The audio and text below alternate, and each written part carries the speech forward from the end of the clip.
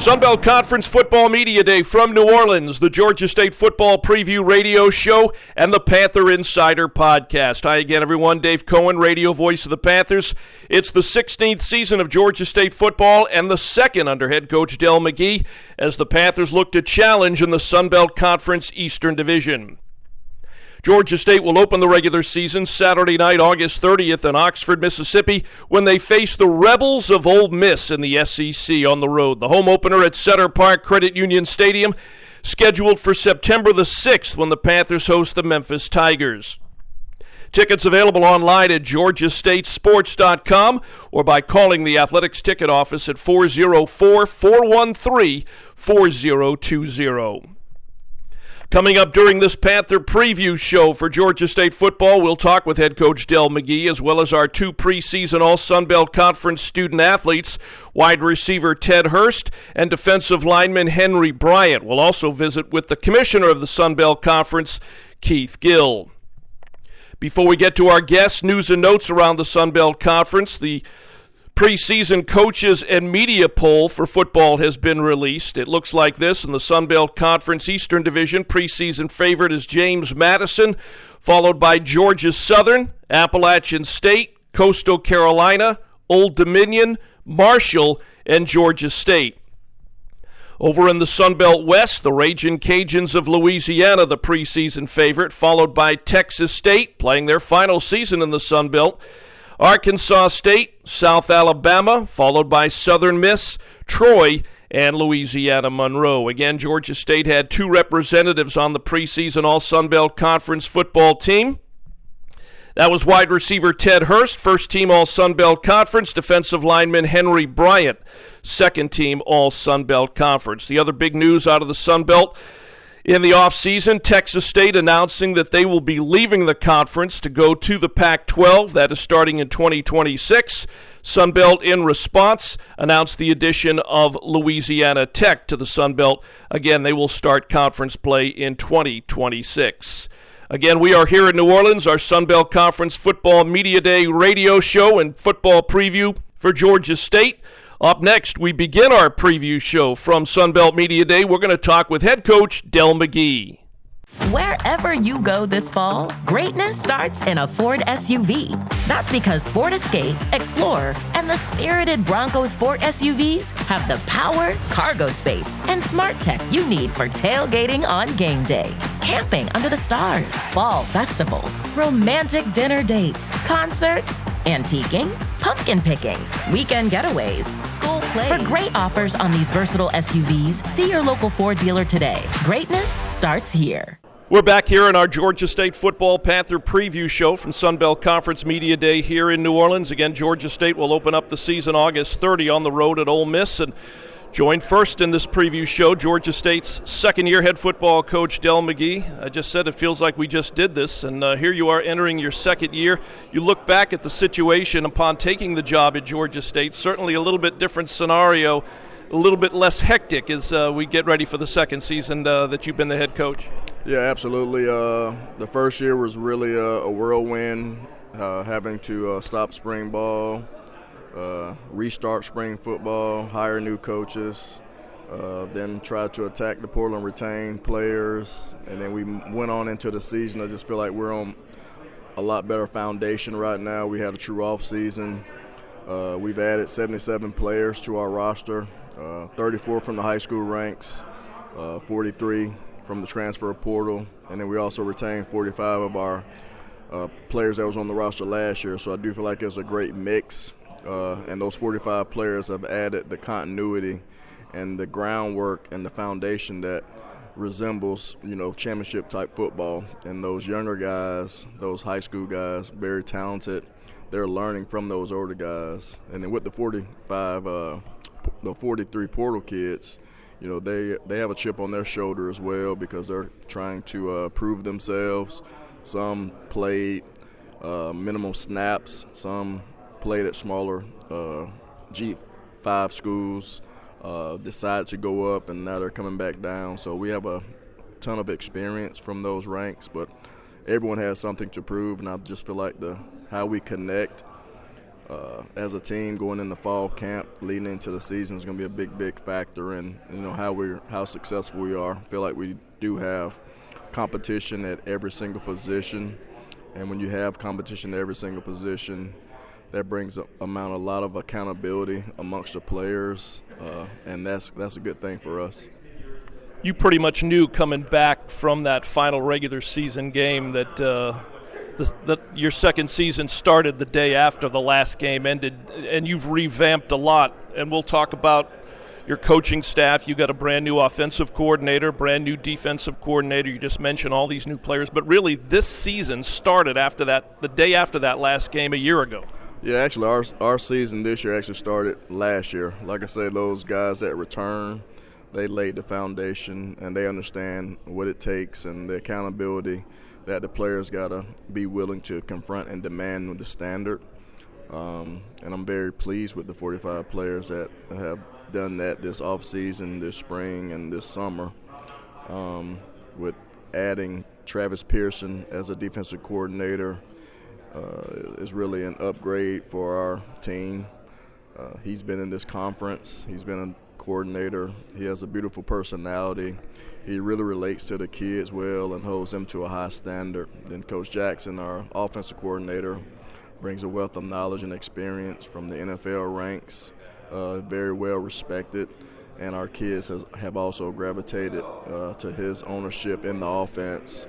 And then with the amount of talent that we brought in with the portal guys and high school signees, I feel like our special teams will be upgraded as well. We have a lot of guys that have return ability and on kick returns as well as punt returns. We're going to have a lot more speed on the field for our kickoff and punt units. So overall, just very excited for what this season can bring. You've coached before at the high school ranks. You were at Georgia, as everybody knows, for 8 seasons, and again finished your first season at Georgia State. When you were able to catch your breath at the end of the season and kind of take it all in and look back, what did you learn about yourself as a first-year head football coach at Georgia State, looking back at your journey to becoming the head coach here? Really just self-reflected on everything that I did as a coach, what we did from a schematic standpoint in all 3 phases, and just kind of did a true self-scout of what we needed to do to improve in this situation. Past experience is past experience, but every situation is unique. Being in Atlanta is unique. And I went back and really looked at what can this new team of coaches, players, and how can we implement things that's going to make this team successful. So it was just really taking a deeper dive into this situation and not bringing situations that I've learned from prior schools into this environment. And those were some of the things that we did, because being in the city is a lot different than being on a true campus where it's a bigger student body. And I think our approach and plan that's trying to create a tradition at Georgia State is being more socially involved on all the social media platforms. I think our kids and our staff is doing an outstanding job of being more out in the community, being selfless of their time, giving back, so the city of Atlanta sees us and understands that we do have relevance in the city. So hopefully that will turn into more people in the stands, more support, and more importantly, bringing an atmosphere to games that our kids and our fan base, our previous fan base, can be proud of. It's the challenge of being a G5, if we want to refer to ourselves as G5, in a major market, which the other 13 schools in the Sun Belt don't face. Absolutely. That is a huge challenge. There's a lot of things to do in Atlanta. With us having limited students on campus makes that even harder. So I do think the alignment of our leadership, of President Blake and Charlie Cobb, has tried to address those things, and we'll see how that plan goes forward moving into this season. I'm not sure if you're a bulletin board guy, but when you look at that Sun Belt preseason poll and you see where they picked Georgia State, and of course you probably look at the magazines in passing. I look at the magazines when I'm in the supermarket. I don't put a whole lot of stock in them. Mainly because one of the magazines I looked at had guys on our roster that are no longer even on the roster, but yet the magazine is still on the newsstand. Are you the kind of coach are you a bulletin board guy? I mean, does looking at something like this, and right now I'm showing Coach the preseason Sunbelt poll by coaches and media, does that really mean anything? Does it make you want to prove something other than what the rest of the league's coaches and media thinks? Absolutely not. I mean, everyone has polls, everyone has opinions, but at the end of the day, it's going to come down to how we develop and create an identity this fall and then execute during the season. So polls are polls. The good thing is the polls don't play games. We have to go out and coach our butts off, and our kids have to play well. We finished, like I said, not with the type of record that we wanted as a staff, but those 4, one possession losses that we did have, the motto has been to finish. We've been preaching that all summer. Our kids understand that, and that's what we have to do as coaches and players. Again, we're talking to Georgia State's head football coach, Dell McGee, here in New Orleans, Sun Belt Conference Media Day. Normally when we start to break down and I start to ask you about positions on both sides of the football, normally you would go right to the quarterbacks. I'm not going to do that. Running backs, I know you love the depth in the running back room this year. Yeah, we definitely have a really talented running back room. I think those guys are growing closer to one another. Just the other day, I think last Friday, I saw Branson Robinson leading the group, just going over some drills on their own time after we had done things with the kids from a conditioning standpoint. And that ownership, that leadership that he's going to provide, I think is going to be very instrumental to our team. He is a lead by example guy, but Jordan Simmons, who had success on the G5 level and played, at Michigan State, and Rashad Amos had a very successful G5 outing at Miami of Ohio, and then elected to go to Memphis and Ole Miss, where he didn't see as much playing time.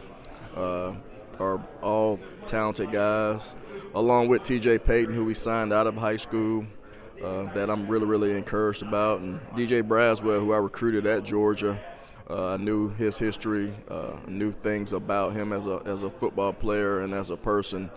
Also adds value. Then DJ Murray, who played last year, who we converted from quarterback to running back, has electrifying speed and has an ability to catch the ball out of the backfield. So it's going to be up to us to just figure out the pieces to the puzzle to maximize these guys' skill sets and allow them to, lay the foundation of what we're going to be this year. You also have got LaDainian Martin. I'm not sure what his availability will be. Phoenix Moss. Do you want to have a nice balance of guys that have come in from other programs, but yet also realize, and you're a former head coach down in Columbus, so you've recruited the state. There's not a high school coach in the state of Georgia that you haven't crossed paths with. You want try to build as nice a balance as you can between bringing in portal kids, but also having a nice crop of high school kids to develop? Yeah, we're going to really dig deep and always sign high school kids. I feel like the development of those guys is important, and that development is going to have to happen quicker with the portal, implementation of the portal. But we're just bringing in guys to create competition.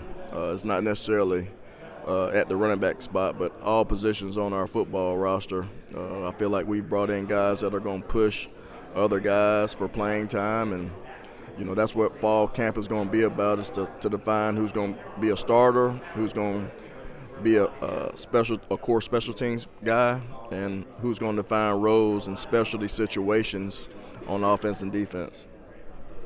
Okay, before I get to the quarterbacks, fantastic sales job during the offseason to keep one of the best receivers in the country in Ted Hurst, who had a fantastic first season at Georgia State after coming in from Valdosta State.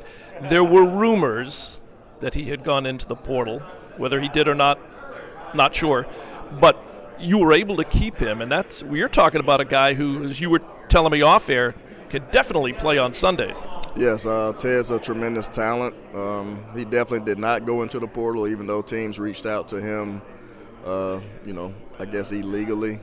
But he stayed true to his word. I mean, his mother Ms. Hurst and his brother, Too Tall, really played an important role in that. But I appreciate that family for looking at the big picture and looking at past history of guys leaving G5 schools, going to a bigger conference, and not having that success that they thought they would have, and not taking the monetary value of money at the time and really looking at the long-term picture, which is to play in the NFL. And Ted understands that he is our number one pass threat. Our offense will go through him, and he will dictate a lot of things we do on offense because how teams are going to try to contain and play him. So he adds value to our offense because he will open up the running game, and the running game will actually help him out as well. So that will go hand in hand as the season progresses. But can't say enough about Ted going through that process, really owning it and understanding his value and believing in himself and this coaching staff. Some of the other names that will be targets of whoever is under center or out of the shotgun. You brought in Leo Blackburn, who I think was a tight end in limited action over at Georgia Tech. But some other names that are out there, Javon Robinson, who comes in from Grambling State, Jalen Marshall from Shorter, a number of other guys. Whoever is slinging the football around the field is going to have no shortage of really, really talented targets to look for. Yeah, absolutely. All those guys possess different skill sets. Leo Blackburn is a bigger target, 6'4.5", 220-plus pounds. Really tested well at our summer combine that we had. Has really been progressing well. Injuries have kind of limited his ability to get on the field at his previous stop. So hopefully he can stay injury-free, and I know he's going to have a productive season for us and take some pressure off of Ted. Javon Robinson is another slot-type receiver that is very elusive, has big play capability, will add value to our punt return game. He was a freshman player of the year, I think, at Grambling while he was there. So he has a connection with Coach Jackson as well. So just really appreciate him and all the hard work he's put into our offense and learning what to do and how we work. Then DJ Riles and Jalen Marshall, DJ Avery, Ahmed Soray, Deontay Fulton. I think we got a host of guys. Kyle Washington has really impressed. He was a mid-year signee that participated in spring football. He was very impressive with his route running ability, sure hands, and just creating space after the catch. So very excited about that room, and Coach Craig's going to do an outstanding job of mentoring and getting the best out of that position. Okay, now I can ask you about the quarterbacks. Christian Veyer is back. He had come in from Penn State and Pitt.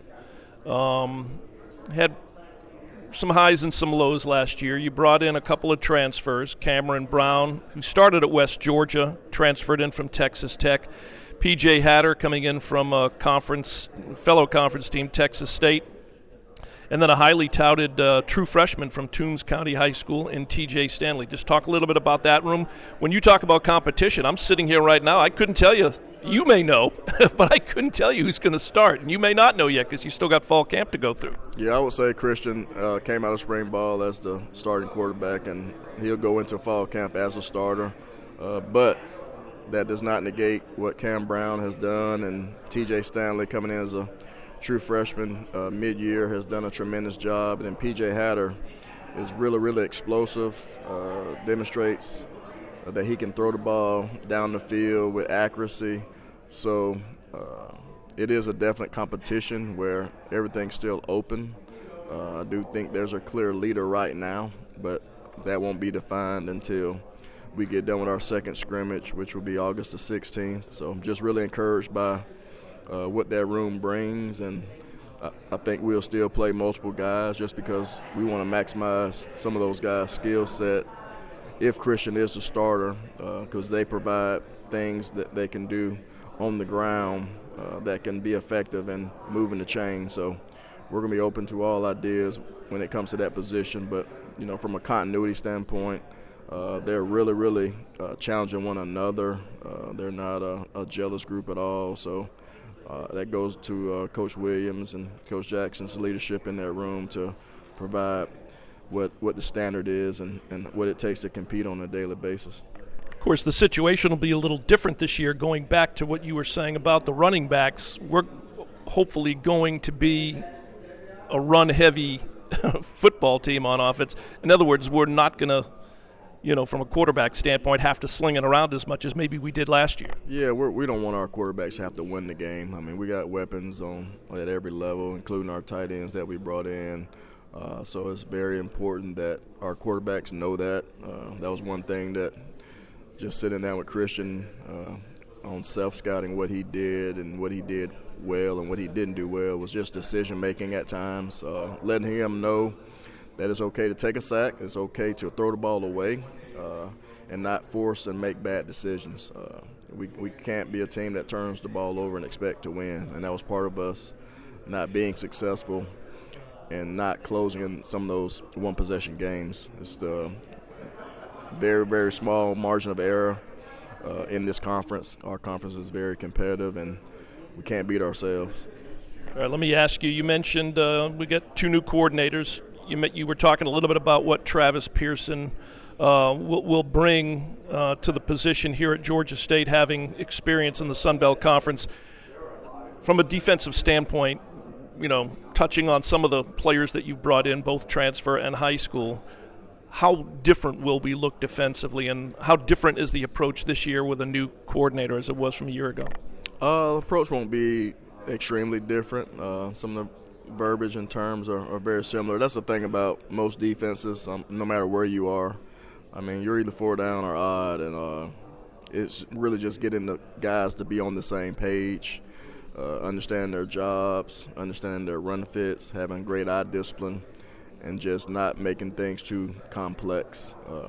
And with our new coaches that we add on defense, Troy Cutchin, who will help with outside linebackers, DNs, and C.J. Williford, who will coach our safeties. They were in the Sun Belt as well at Lafayette, so they understand what this conference looks like and what it takes to win. And they were champions at ULL when Billy Napier was there, which they were at Florida. So I'm really appreciative of our staff, and I think that they have a great working relationship under Travis's leadership. And it's just a renewed refreshness from our entire defense, from our coaches down to our players, and hopefully that'll translate into some positive moments on Saturdays. All right, lastly, challenging non-conference schedule again. Yep, very challenging. Just going to really focus on Ole Miss when that time comes. But, the first 3 weeks we're really going to focus on ourselves, creating our identity in all 3 phases. And then that last week we'll move into Ole Miss and dissecting what they do and what it's going to take for us to be successful versus them. We're really looking at those first 4 games as how do we get better week in and week out. Not necessarily looking at the scoreboard or anything else, but how are we processing and understanding what it takes to be successful. Hopefully we'll be injury-free, because Memphis is basically a Power 4 school in my mind when it comes to the monetary things that they can offer players. We've lost and recruited against them in several key recruits last year, and that was a factor. And then we got to go to Vanderbilt and play Murray State. So all 4 teams are very formidable opponents. But we got to see improvement over those 4 weeks. Then we kind of take a deep breath on a bye week and come back and play JMU, which conference play is what we're ultimately got to try to be our best at that time. All right, Coach, as always, appreciate it. Here we are in New Orleans, getting ready for year number 2. Let's have a great season, and looking forward to watching Georgia State football this year. But appreciate you joining me. All right, thanks, Dave. All right, that's Georgia State's second-year head football coach, Dell McGee, joining me here on the opening segment of our Georgia State football preseason radio show here from Sunbelt Football Media Day in New Orleans. Coming up, we're going to talk with both of our all Sunbelt Conference preseason selections. We were just talking about him with Coach McGee. That's wide receiver Ted Hurst and defensive lineman Henry Bryant. That's coming up next from New Orleans here on the Georgia State Football Season Preview Radio Show for Media Day at the Marriott Hotel in New Orleans, Louisiana.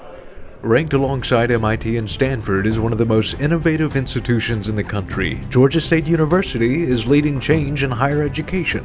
Few institutions have come so far so fast. We've proven that students from all backgrounds can succeed at the same level. We're changing the way our students are learning, helping them graduate faster, and save millions on the pathway to their degrees. It's no wonder the Washington Post called us a hotbed of growth and innovation. Think you know Georgia State? Think again. Back here at the Marriott Hotel in New Orleans, Sunbelt Football Media Day, and we've talked to head coach Dell McGee right now, joined by one of the top receivers in the Sunbelt Conference, one of the all-time greats so far in Georgia State football history, and that is number one. He changed numbers from last year to this year. That's Ted Hurst. How's New Orleans been so far for you as you appear at your first Media Day festivities? Yeah, how you doing? New Orleans been great. We got in a little late yesterday. So just catching up on some sleep, ready to get going today. What's been the off season for Ted Hurst like as you get ready for your second year at Georgia State? You had a fantastic year the first year. In 2024, I've got you with 56 catches, 961 yards, and a single season tying record of 9 touchdowns. And that was after transferring from Valdosta State. What's your off season been like to this point? Yeah, so the off season for me personally just been trying to work on the small things that I missed out on last season, like whether it's getting stronger or the top of the route or, you feel me, discipline, making sure I'm consistent in everything that I do from day to day. A lot of work in the Strength and Conditioning Center. You know that. I mean, how much bigger did you get coming out of high school to Valdosta State to Georgia State? Yeah, man. Coming out of high school, I was pretty lightweight, about probably 170. So over the past years, I probably say I gained about 20 pounds overall at a solid 193. That is a nice jump from spot to spot to spot. If you can remember coming out of high school and arriving in Valdosta, how much of a transition challenge was that for you? And how much of a challenge was that for you to leave Valdosta and play Division I at the Sunbelt level? In other words, how did your skill set transfer from point to point to point?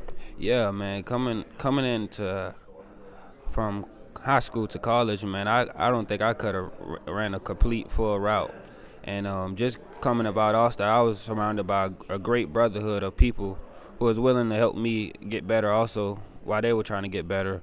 So, yeah, them helping me, just giving me tips and reminders on the small things and how to go about stuff and be a professional and how to actually run a route, that was good. And then me understanding and going back deeper and trying to watch film and look at older guys, I understood that it's more so than just running vertical, and you this is what it takes to, you feel me? You have to be able to get to your spots.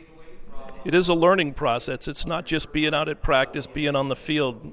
The greats maybe spend more time in the film room and with their position coach, you know, learning the position. I would venture to say they never feel like they totally learn the position 100%. You kind of see that and feel that way? Yeah, definitely.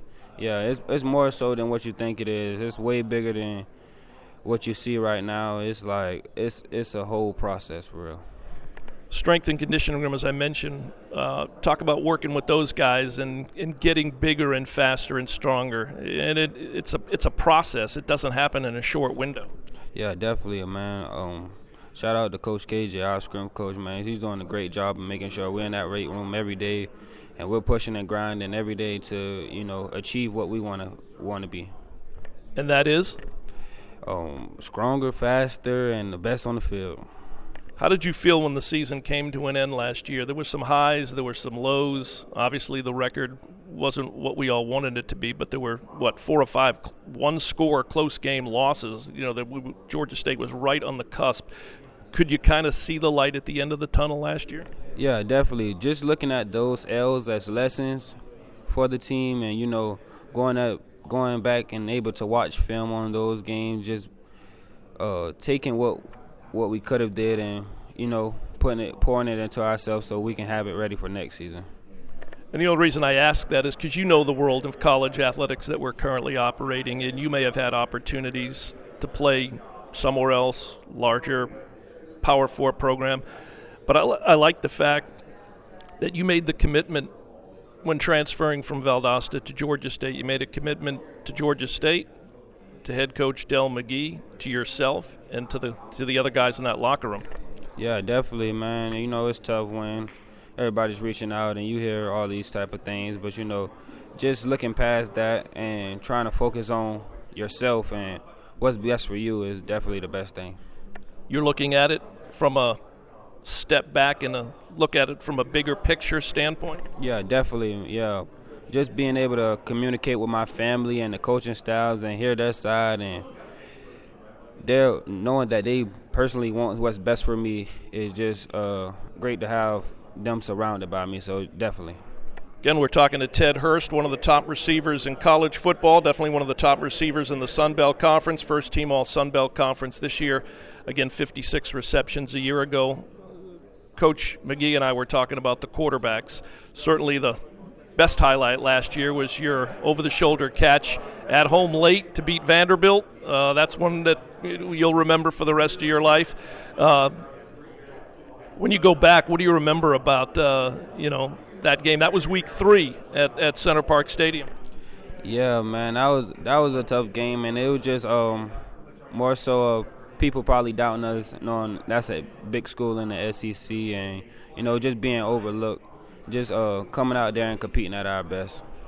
But again, a highlight, something that you'll keep with you, for the rest of your life, because look, they came into Atlanta, thought they were going to roll us over and head back to Nashville. You guys had other ideas. Yes, sir, definitely.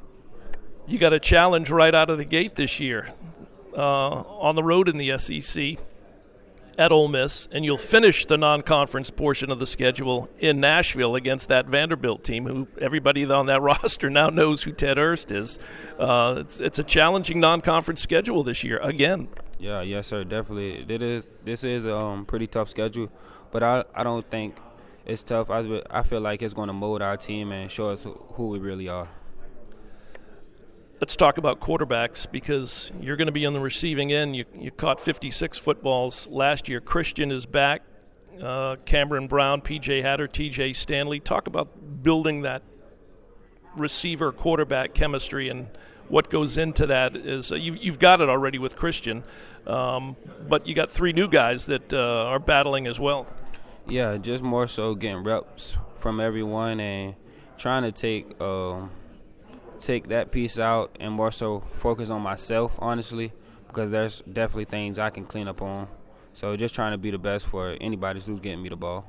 And, of course, you're not a secret anymore. So every time you line up, you're going to get the best, from the backfield. Yeah, definitely, and I'm prepared for that mentally. Talking to Ted Hurst here in New Orleans, it seemed like you and Christian and the other quarterback, who's no longer at Georgia State, had a pretty good developed chemistry. What do you work on with your quarterbacks during the off season in order to elevate that? Yeah, timing more so. Timing, making sure I'm getting to my spot so that he can be able to deliver the ball at the right moment, because, there's a process where there's he may look left, he may have to look right. But just being able to get open for him is the best thing.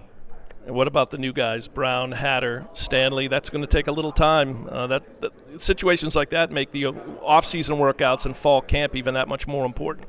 Yeah, but they definitely all have been doing great, and they're taking on their role and learning everything and taking it all in. One of the other things that you're learning, even though you may not even realize it at the time, is because of your position and your stature, new guys are going to look to you from a leadership standpoint. Let's talk about some of the new guys that have come into the receiving room, because like a lot of other positions at Georgia State this year, it's loaded with a lot of new guys but a lot of talent. Those guys are looking to you to lead. Yeah, man, I feel like we have a great receiving room, man. Javon Robinson, DJ Rouse, Leo, and Jalen Marshall, like all those older guys, they know their role. And they know that what we have to do is, take the younger guys up under us and show them a leader standpoint, whether it's vocal or whether it's on the field. Do you embrace that kind of a role? Yeah, I definitely embrace that kind of role. I think it's going to help me personally give everything that I got, because I know the younger guys are looking at me. if you look at it, that might be one of the largest areas of personal growth for you. You've got it from a physical and a football standpoint, but from the vocal and the leadership standpoint, it's going to be one area that you grow maybe more than you realize. Yeah, definitely. Taking that on is I feel like it's a great feeling because like you said, with the success from last season, everybody just gonna have their eyes on you. Like, what is he doing? How does he separate himself? And I'm just trying to make sure I'm the best version of myself. Let me ask you, what are you studying at Georgia State? Coach McGee said in the previous segment you're close to graduating. Talk about being a student athlete at Georgia State and then the challenges of balancing, being in both areas. Yeah, right now I'm studying criminal justice. I kind of more so don't know what I want to specifically do with that, but I'm definitely finding out. But yeah, it is a balance. When you want to be great on the field and you want to be great in the classroom. You enjoying your experience being a student athlete in downtown Atlanta? I would say so. You made the decision to stay. Yeah, definitely. Atlanta's a great place to be, and school's been fun for me, and the environment is a great place to be at. Ted, appreciate it. You had a great season in 2024. Have a great season in 2025. We'll be watching from the radio booth, and much continued success. Yes, sir. Thank you. All right, that is Ted Hurst. 56 catches, 961 in yardage, 9 touchdowns a year ago in his first season at Georgia State. Looking forward to another big season for the Panthers this year. And great talking to him here in New Orleans at Sunbelt Conference Football Media Day. Coming up on the other side of this short timeout, we're going to talk defense at Georgia State. Another all-conference selection from Delray Beach, Florida, redshirt senior. Started his career at Louisville. I'm talking about Henry Bryant. He'll join us after this timeout on our Sunbelt Football Media Day preview show from New Orleans. Center Park Credit Union, the official financial sponsor of GSU football, is proud to be a part of the Georgia State community and the Panther athletics program. Center Park provides members convenient financial services. In addition to online banking, mobile banking, and 7 Metro Atlanta branches, Center Park members have access to 5,000 co-op shared branches and 75,000 surcharge-free ATMs nationwide. To find a location near you, visit online at centerpark.org/contact, and that's park with a C. Not a member? Join today at centerpark.org. At Center Park, we help our members flourish. Dave Cohen back here at the Marriott in New Orleans. It's Sunbelt Conference Football Media Day here on the Georgia State Football Radio Network and the Panther Insider podcast driven by Ford. Want to thank head coach Dell McGee and Ted Hurst. We're going to shift now and talk a little defense with another all-Sunbelt Conference selection. Again, Henry Bryant, redshirt senior, Delray Beach, Florida. 2024, played in 12 games, 30 tackles. 5.5 tackles for loss, 4 sacks. Good to see you again. Great to have you here in New Orleans. And, again, I know that after the season a year ago, as I said to Coach McGee and I kind of said to Ted, the season ends. It's a little bit of a sour taste. It's almost like you started preparing for this season right after the last game a year ago. Is that correct? Yep, that's correct. What was the mindset? What was the focus as you guys came off of 2024? With a lot of new faces on both sides of the ball, but for you, focusing on the defensive side, what were some of the goals for you, both on the field and in the strength and conditioning center, to get ready for 2025? And what is another challenging schedule? Well, coming out of the 2024 season, we just needed to. We started working on fixing the little things. Working on, knowing the plays more, knowing, exactly what we need to do instead of guessing what's going on and stuff, Also, outside of the stadium, we work on basically the guys hanging out more, building a better bond. I feel like that's what will help our team, have a better season this year, with the guys knowing each other more, the coaches knowing the players more, the players knowing the coaches, yeah. That's going to become more of a challenge if it hasn't already, because of the fact that coaches are bringing in kids out of the transfer portal. You're a portal addition. 2 years ago, you started your football career at Louisville. So you throw in the portal kids, I'll call them the portal kids, and the high school kids, and throw in the new coaches, and the the changeover each and every season more so now. What you were just referencing, that bonding and that togetherness is a little bit harder to create it, isn't it?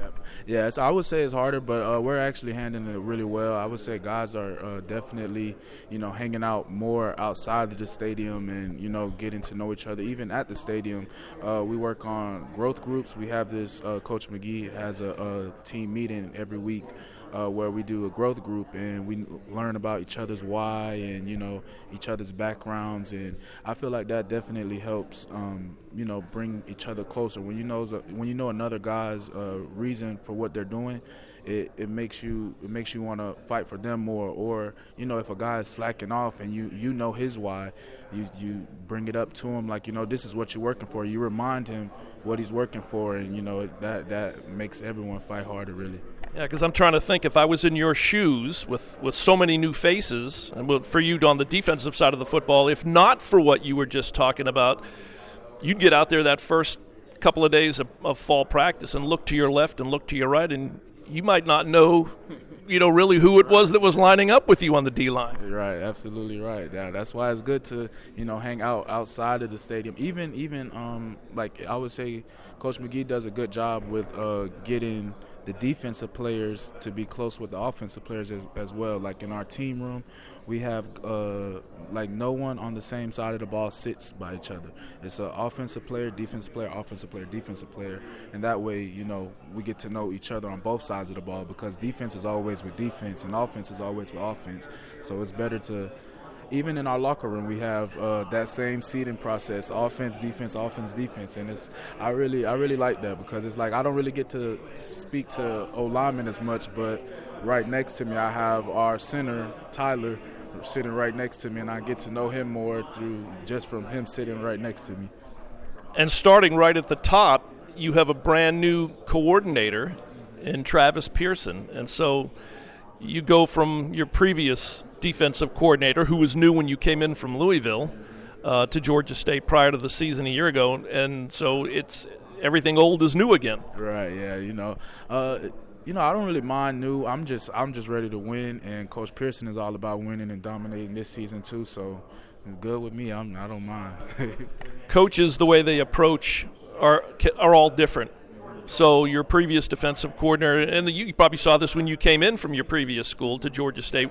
What are some of the differences, the little nuances that this new coach brings to the defensive room, we'll call it?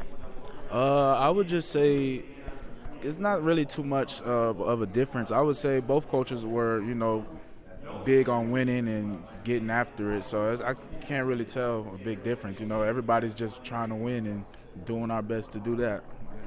Let me go back prior to last year. What was it about Georgia State that attracted your attention? Again, you're a Florida guy, South Florida guy at that, and you're in Louisville, Kentucky. What was it about Georgia State that attracted you to come want to play for Coach McGee and the staff? Well, I got recruited under Coach Elliott, but I would say that at the time, they had we always had a good coaching staff. So I would say the coaching staff at that time, they did a great job recruiting. The city alone is big to me. I love the city, and also me being from South Florida, coming from Louisville, it's easier for my parents and family to come to games at Georgia State rather than going all the way to Louisville and stuff. But that wasn't a reason why I transferred or anything. But yeah, I would say Georgia State is very welcoming. It's a very welcoming city. It's a lovely city. A lot of things to do. A lot of opportunities as well. Yeah. When you say a lot of opportunities, as Coach McGee pointed out towards the end of his interview with us on this show, you've already graduated. Congratulations on that. So what, from a educational standpoint, of the student part of the student athlete, what are you doing right now? As of right now, I'm signing up for master classes, and I'm signing up for master classes right now. I plan to. I'm not sure if I'm going to have enough time to finish my master's, but I'm going to get as far as with that as I can while I have the time. And as a student athlete aspect, we have our coaches. They implement a lot of life after ball opportunities. So we have a lot of people coming in talking to us about many different things, building stocks, being a social media influencer, or just different types of jobs. They have internships set up, things like that. So I'm just looking into that, trying to, time manage everything to see what works best for me. Yeah, I've noticed that. I've seen the stuff that has been put out for football, not just when you guys are in that meeting room. It's not just about getting ready for the next football game. It's about the other aspects of your life when football is no longer the main part of your life. And I'll ask you about that again in a minute. Let's talk real quick about some of the new faces on the defensive side of the football that you have brought in. You're here in New Orleans representing the defense. That leadership role is now resting on those shoulders right there. At least part of it is. How is it welcoming all these new guys in and getting acclimated to the Georgia State locker room? It's nice. It's very nice. Getting to meet new players. It's always good when guys come in ready to win, ready to dominate along with us. It's a great feeling. As I was saying to Ted, some guys are comfortable being vocal leaders and taking over that position. Is that something that you kind of embrace, or you're still learning it as you go? No, I would say because I'm a senior now, so I became more vocal over time. But I'm more of a guy who likes to lead by example. But some people don't always learn that way. So you have to be vocal and speak up when it's time. We can't touch on all the names, but from a defensive standpoint, who are some of the guys that have come in that you look at and say these guys are going to be impact players? They're going to really help us get over the hump into the next level. Definitely Marlon. Marlon always pops up. He's always ready to work. He's always at the stadium working. Can't wait to play beside him. Another person who,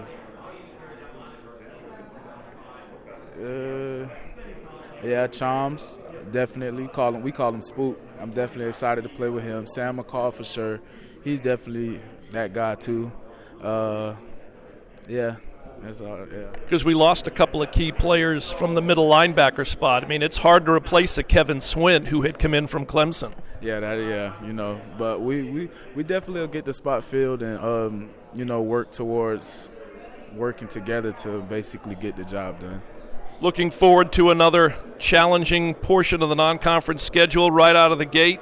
SEC, Ole Miss, Memphis at home, Murray State at home, Nashville to take on Vanderbilt. I mean, you guys are going to be challenged right out of the gate. Yeah, I'm very excited. I love being challenged. I love a great challenge. I know a lot of people are doubting us, but that only adds fuel to the fire, and it fans the flames. So.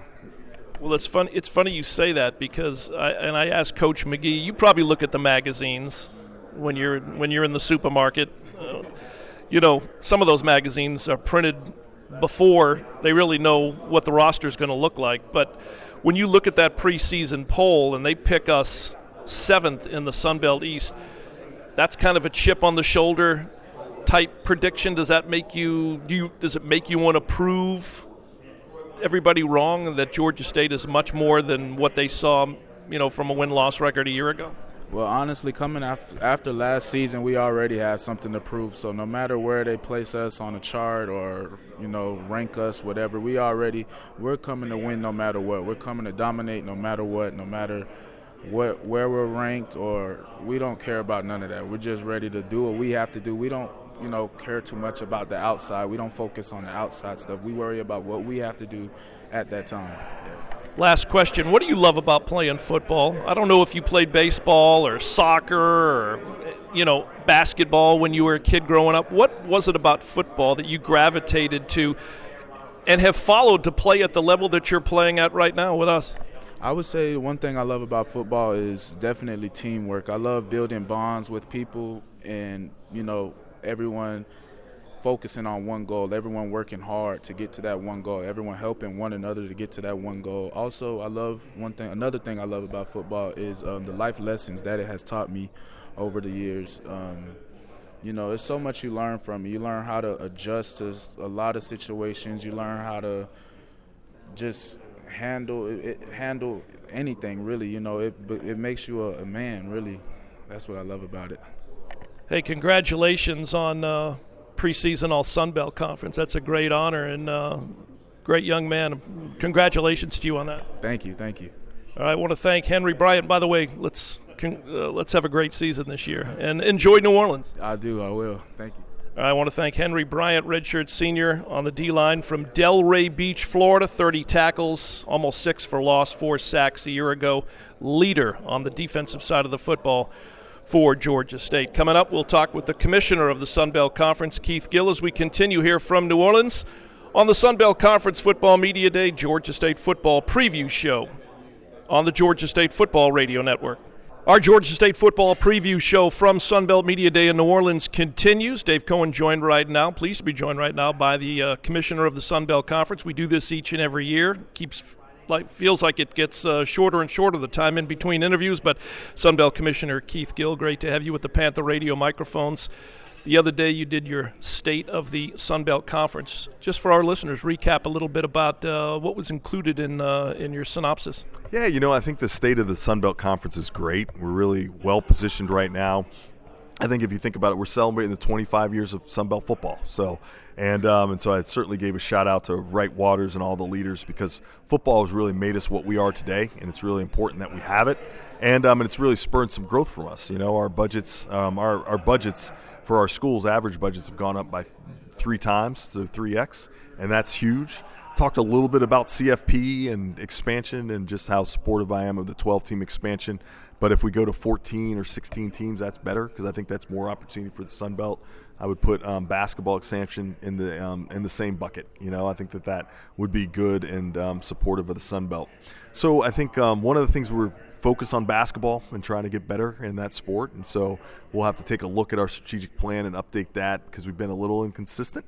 But overall, things are good in the league. We're in a really good spot. When I checked into the hotel, when they give you the room key, of course it's a room key that mentions Sun Belt Conference Football Media Day, a couple of things on the back that you guys really wanted to highlight. A 545 bowl winning season percentage since 2001.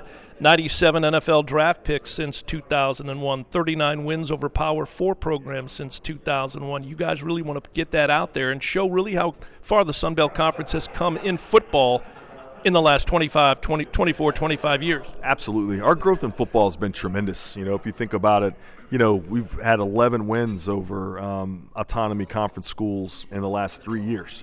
And so we take on all comers and win games. Our bowl winning percentage is the highest amongst our peers, and in all of FBS, it's second only to the SEC. And the number of bowl teams, we've averaged 10 bowl teams over the last 2 years. And so the level of our football is high quality. The only thing that we need to do, this is the second year, is get to the CFP. And that's on our list, and we've got teams that can do it. We've got a really good opportunity to do that this year, and so that's one of the reasons I'm excited about the football season. When we talk about 25 years of football, and I wasn't living in Atlanta at the time, but I have heard this story that in 74, 75, the meeting was in Atlanta to start the Sun Belt Conference, and back then it was a basketball and baseball and other sports only league, no football.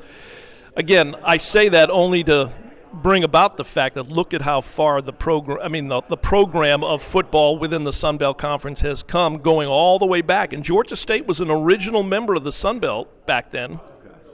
Ended up going independent after the 1980-81 season, and went into the Transamerica and the Atlantic Sun and the A-Sun, only all these years later to come back to their original home, the Sun Belt Conference. It has come a long way since those mid-'70s. Yeah, kind of back to the future, huh? I mean, I think there's been a lot of that in programs, and we just announced that we're adding Louisiana Tech, and they were in the Sun Belt Conference back in the day, and now they're coming back. So, the Sun Belt is growing in some really good ways, and I can't be more pleased with the schools that we have, the brand that we have, the quality of the sports programs. This is a conference to be reckoned with, and I'm really excited about the direction it's headed.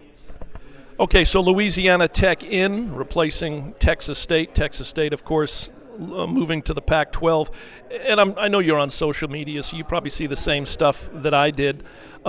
Decisions are all based on football. We know that.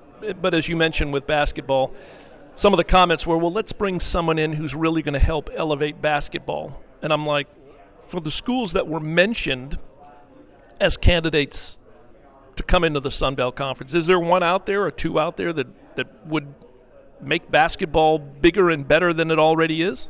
Yeah, well, it's interesting because I'm actually not on social media. I don't have it and I don't check it, and so I'm not really sure of what kind of folks were saying out there. What I would say is this: Louisiana Tech has a great basketball tradition, and they've had great success. So they make our basketball better. And certainly if you compare them to what we're losing, if you compare them if we had stayed at 13, in any of those scenarios, our basketball gets better. And so I think they really help us with that, but they also help us with our baseball and our softball and help us with our football and really help us with our geography. Our geography gets tighter. And so I would say certainly, I understand the history and old habits die hard, and so there's some really tough feelings about Louisiana Tech for some of our long-term supporters, and vice versa. They've got long history as well.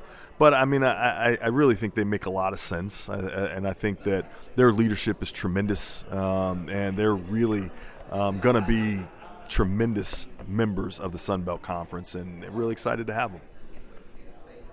So I'm going to say expansion. What would your response to be to, and you mentioned it earlier, the Sun Belt maybe growing by another 2 teams. Is that something that is being thought about? Yeah, so I would say I don't know that that's something that's on our agenda per se to grow. But I think if there's some really good opportunities, I think we're open to it. If we can find, some good schools that add a lot to the Sun Belt and bring something to our brand, we'll certainly open. There's no magic number, There's no magic number of 14, 16, 18.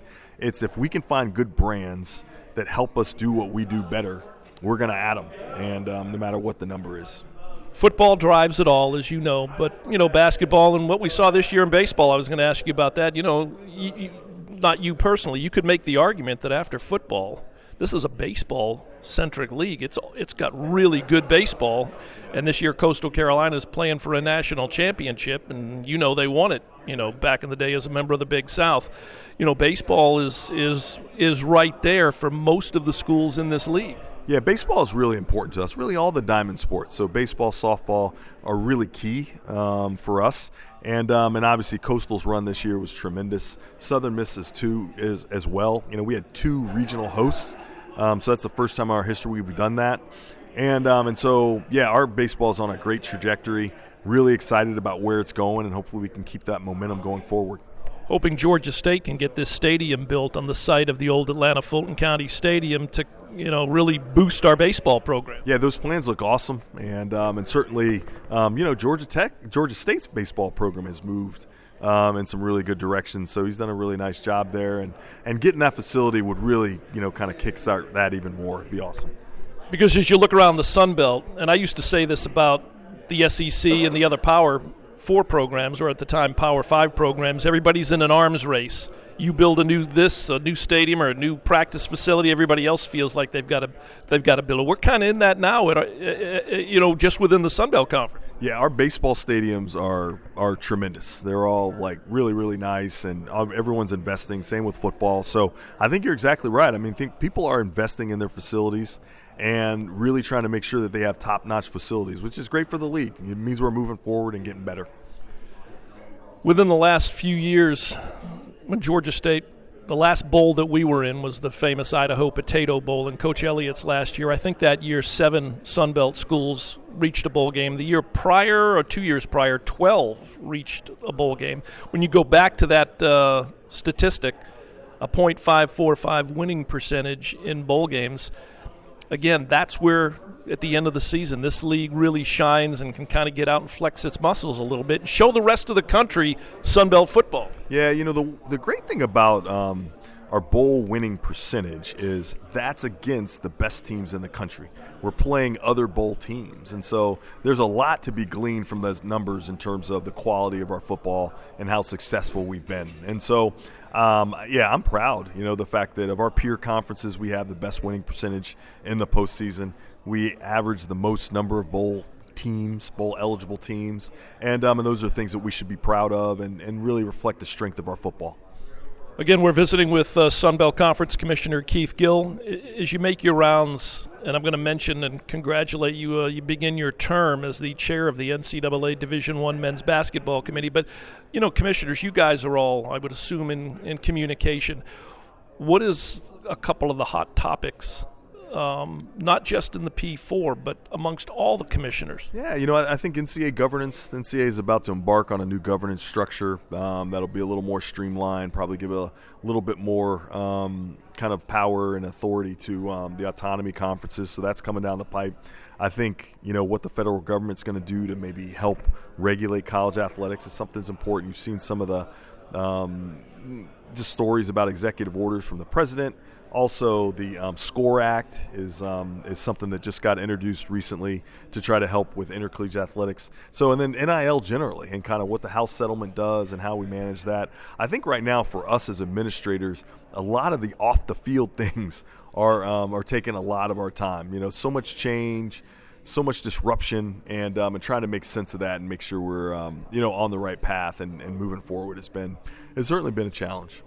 All right, as I mentioned, chair of the NCAA Division I Men's Basketball Committee. That's a great honor. Yeah, I'm really excited. I can't, thank my colleagues enough for believing in me enough to give me that opportunity. I think it'll be good for the Sun Belt. I think it'll help elevate, our league and push spotlight on our league. So really looking forward to it. It's kind of like a dream come true to be on the basketball committee and then to be the chair is just amazing. One note about basketball, when we talk about trying to get back to having a second NCAA bid, it's really kind of like a cat chasing its tail, because when we talked a year ago, it was about elevating each individual schedule. Right. But the same argument from the Power Four always comes back, well, we play a harder schedule. Like, for example, SEC got 14 schools in this year.